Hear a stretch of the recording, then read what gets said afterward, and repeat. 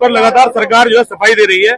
सरकार कह रही है कि व्यवस्थाएं पूरी हैं, कितने भी श्रद्धालु आ जाए उनको एक दिन में जो है वहां पर नहाने का, स्नान करने का मौका दिया जा रहा है। ये सरकार वो है जो झूठ बोलती है, जिन्होंने ये कहा कि दुनिया में हम 5वीं अर्थव्यवस्था है और तीसरी अर्थव्यवस्था बन जाएंगे।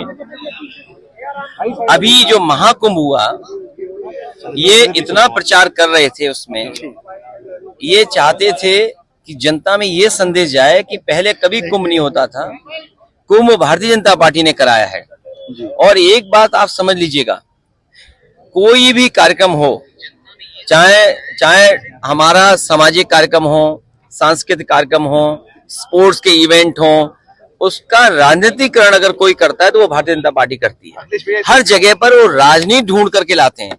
महाकुंभ का महाआयोजन जो हुआ है, ये मिसमैनेजमेंट का एक उदाहरण बनेगा, जहां पर तैयारी तो 100 करोड़ की थी, लेकिन कुछ करोड़ आने पे ही उनकी व्यवस्था खराब हो गई, भगदड़ हुई, जान चली गई।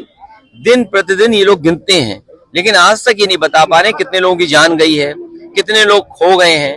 कई ऐसे लोग हैं जो अपने परिवार के सदस्यों को आज भी ढूंढ रहे हैं। ये 50 करोड़ की गिनती, 54 करोड़ की गिनती तो गिन लें, सच्चाई ये है कि लगभग 70 करोड़ लोग स्नान कर चुके हैं।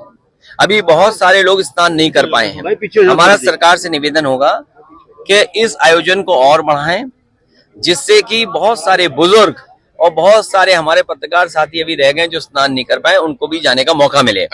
जो भाषा का इस्तेमाल हो रहा है विधानसभा में, समाजवादी पार्टी वो पार्टी है जो शिक्षा को बढ़ावा देती है।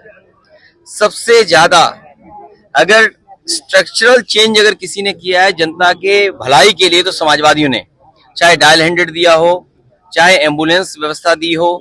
और आपको याद होगा, गरीब बच्चों को पढ़ने के लिए, आगे की पढ़ाई पढ़ने के लिए और अपना भविष्य बनाने के लिए हम लोगों ने उस समय लैपटॉप डिस्ट्रीब्यूशन किया था। सर एक और सवाल, और लैपटॉप जो दिया था वो आज भी सहारनपुर में चल रहा होगा किसी मोहल्ले में। रिक्शा भी चल रहे हैं, लैपटॉप भी चल रहे हैं। विधानसभा की बात करूं, ये बताइए, योगी जी ये कह रहे हैं कि आप अपने बच्चों को, अपने लोगों को विदेश पढ़ने के लिए भेजते हैं, लेकिन कहाँ आप वकालत करते कि मदरसों में भेजें? क्यों कट्टरता वाली बात करते हैं? बच्चों को आप पढ़ना नहीं थे, मुस्लिम लोगों को पढ़ाने के लिए वही आपको समझाने की कोशिश कर रहा हूँ कि समाजवादी पार्टी ने शिक्षा की गुणवत्ता को अच्छा करने के लिए आज समय पर जो पढ़ाई की जरूरत थी, टेक्नोलॉजी के जिस सहारे से बच्चे आगे की पढ़ाई पूरी कर सकते थे, इसलिए उस समय पर लैपटॉप बांटा था और वर्ल्ड की one of the best company का बांटा था, जो आज भी चल रहा होगा लोगों के घरों में। नहीं, मैं समझ, वो आप ऑस्ट्रेलिया पढ़ के आए, आपके बच्चे बाहर पढ़ के आए, अरे भाई वकालत कर रहे हैं कि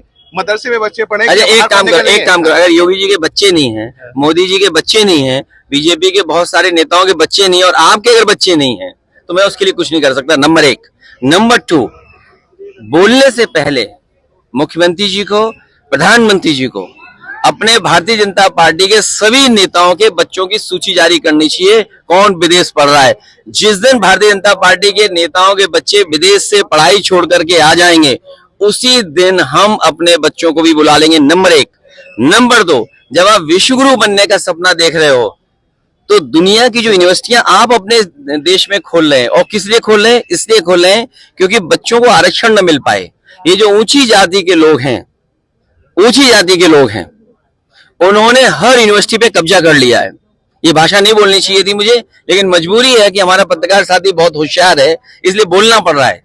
जितने भी अपर कास्ट लोग हैं, उन्होंने कभी भी बैकवर्ड, दलित, SC ST के बच्चों को आगे नहीं आने दिया। बाबा साहब भीमराव अम्बेडकर जी जो आरक्षण दिया भी था, उस आरक्षण से खिलवाड़ कर रहे हैं। यूनिवर्सिटियों में पढ़ने नहीं दे रहे हैं, कॉलेजों में पढ़ने नहीं दे रहे हैं, क्योंकि उन्हें इस मुद्दे पर बहस नहीं करनी है, इसलिए व्यक्तिगत आरोप लगा रहे हैं।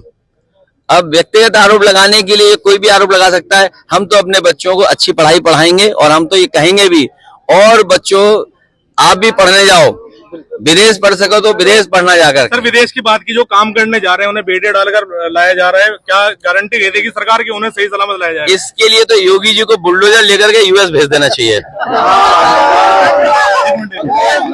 विधानसभा में हंगामा हुआ, 8 मिनट सिर्फ राज्यपाल जी का जो हुआ है, हैं।